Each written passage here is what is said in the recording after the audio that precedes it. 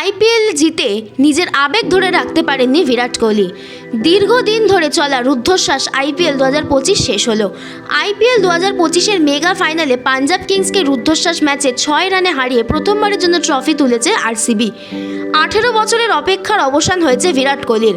অবশেষে আইপিএল জিতে নিজের আবেগ ধরে রাখতে পারেননি বিরাট কোহলি। শেষ ওভারে জয় নিশ্চিত হতেই মাঠেই কেঁদে ফেলেছিলেন বিরাট। ম্যাচ শেষে দেওয়া সাক্ষাৎকারে আবেগে পরিপূর্ণ ছিল প্রতিটি কথা। মুখ খুললেন নিজের আইপিএলে অবসর নিয়েও।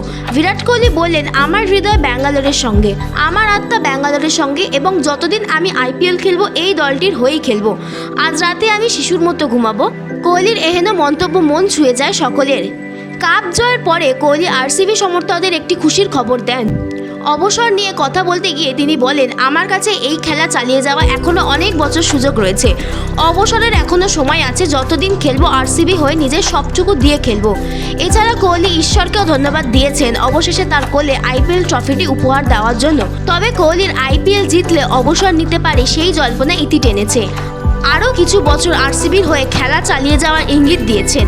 এর আগেও আরসিবির হয়ে একটানা 2 বছর খেলতে চান বলে জানিয়েছিলেন বিরাট। সব মিলিয়ে আরসিবি ট্রফি জয়ের পর কোহলির অবসর না নেওয়া বেঙ্গালুরু ফ্যানদের আনন্দে দ্বিগুণ করেছে।